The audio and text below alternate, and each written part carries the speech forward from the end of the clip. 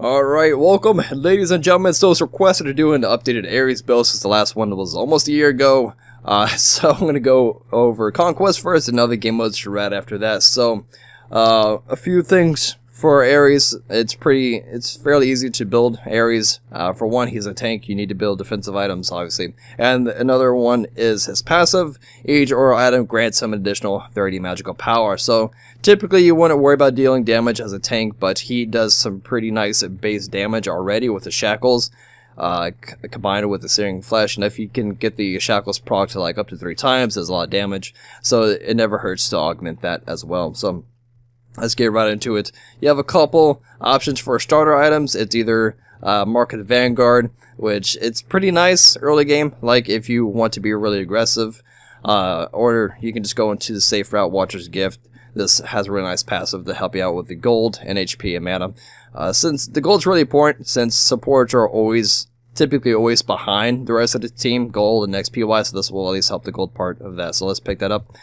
Next, going into boots, I would highly recommend the Shoes of Focus, because if you don't get any cooldown reduction and the enemies, they get the tier 3 purification beads where it's cooldown every 90 seconds. That's the same exact time as your ultimate. So yeah, they can pop their beads for other reasons, like you have other teammates that can, make them, force use beads because they have CCs, but it's not, you don't really want to rely on that. So I'd recommend the Shoes of Focus. So you get more ultis off, pop more beads and things like that, and it goes down to 76 seconds.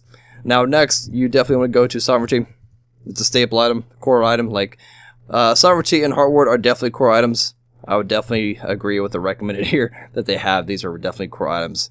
Sovereignty into the Heartward Amulet. Another important fact that the aura stats also apply to you as well. Don't forget about that. So when you do pick up Sovereignty, you do get the additional 20 magical protections on you and of course your allies around you. And then Heartward Amulet, the same deal.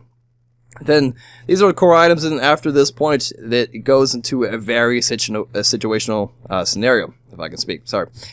So a few things, like you have to know the enemy. Like, do they have like the physical to magical god ratio? I guess you would call it. Do they have like a lot of assassins and hunters? If yes, you probably want to go into hide in a medium line to counter that. Yes, these two items here don't have any of your auras to them, but they have really strong passives to help counter assassins and hunters. So I would recommend picking these two up if need be, if you're going to counter that. Mystical Mail at this point, the passive really doesn't do too much damage. The 40 magical damage per second doesn't do too much, so you won't really benefit from that. You just benefit from the 30 magical power of the aura. So I would recommend these two, or you can go to Witchblade to shut down the attack speed and physical power.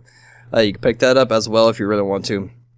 And then, like, if they have a lot of mages, okay, and then do you have another, magical damage dealer on your team that can benefit from this, you can pick up Voidstone, another really great situational item to pick up as well. Do they have healers or high health regeneration gods like Shock of Amana Hercules? Pick up Pestilence, has an aura, shut down healings, things like that. You can pick that up as well. If you're having some problems getting into the team fights, like as soon as you blink in or try to initiate, you get CC'd right away, you probably want to pick up Mage's Blessing so it'll absorb that hard CC, just so you can, make sure you can blink, initiate, no problem. Are you getting slowed a lot? If yes, Winged Blade, probably the item for you to pick up. Winged Blade is really strong, has a lot of stats for a very low cost, super efficient item.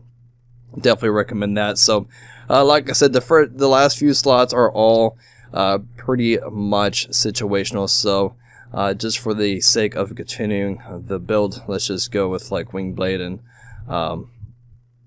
also Mage's Blessing. Now don't feel bad if you can't finish your build in Conquest, since Conquest, especially for supports more than other roles, you don't really get to finish your full 6 item slots. So just keep that in mind and just pick and choose wisely. So that pretty much wraps it up. Now let's go into Assault.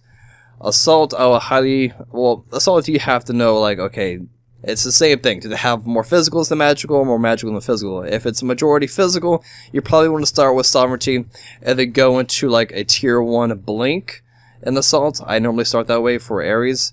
If they're mostly magical, then obviously you probably want to go into Heartward Amulet, get that first item, and make sure you get some type of blink in the very beginning stages. so you can blink initiate. After you choose one of these two, I would recommend at this point go into the shoot to focus for a cooldown, obviously, and then hardware amulet if it sees fit. It's very situational, honestly, that tanks are, and then you continue with the rest of the items that you see fit. Very situational, God. Now it's pretty much the same principle for most game modes, if not all game modes. Now, you can do this combo. I don't want to leave this out. You can do this combo. You can go into the Shoes of Focus, into the Breastplate of Valor, just so you have full cooldown reduction. The problem with going with this route is, like, you have to have a strong team to back you up when you go in, because if you notice, you have 0 HP if you go this combo. So in the very early game, you can be very squishy. Not as squishy in a sense of defense-wise, because obviously you're going to have the 75 physical protections, but let's say if they have like a Poseidon as their one mage or something, then he's going to crack in you and whirlpool you, and you're going to get hit hard by that one mage or something like that. So if you're going to go this route, play caution. You can do this route for the more casual game modes, like let's say Arena, maybe Assault, things like that, just so you can get the max ultimate, and that would be 54 seconds cooldown. So you can go this route for, this a little bit more casual game modes, not for Conquest. I would not recommend this for Conquest B. You can go that route and then go into the hardware at this point, and then probably another magical protection item. It just really varies. So I hope that was helpful. Now, before I end the video, I do want to go over actives. Actives, obviously, Blink. You have to have Blink on Ares, because he has no other initiation skill. Like Bacchus can just belly flop in. He doesn't really have that luxury. So you definitely want to have some type of Blink. For the most part, improved Blink. It really depends on your cooldowns. You definitely want to match your Blink to your cooldown on your ultimate. So let's say you have no cooldown reductions at all. You only really need Blink 1. You can delay that to the end. If you have full cooldown reduction, you probably get greater Blink, things like that. Shield of Underworld. You could probably pick this up. So what you would do is pop this first, blink in, and then use your ultimate. So if they do try to fight back, or you get Krakened or whatever while you're trying to ulti, it'll kind of reflect some of the damage. You can pick that up as well. Another really great team fight.